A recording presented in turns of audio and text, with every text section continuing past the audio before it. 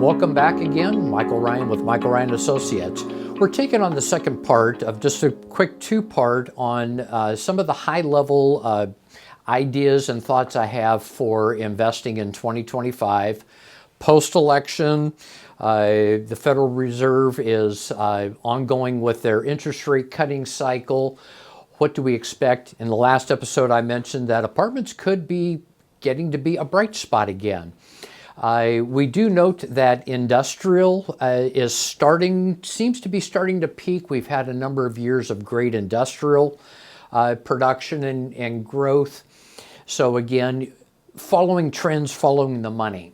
Now, we did have the CHIPS Act that President Biden put into effect that is helping the infrastructure around getting more manufacturing in the country. So we're going to be looking at the geographic hotspots for that. Where's that money going to be invested, of which we know Phoenix is going to be a big one. You have areas in the Southeast. I've always been a fan of Atlanta, not just because of the huge airport, but so the industrial could be doing good.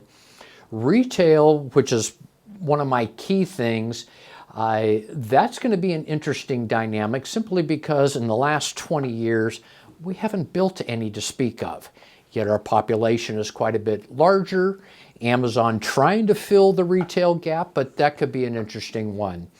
So we'll be exploring more of these trends in the future and how investors choose different ways to go in future episodes.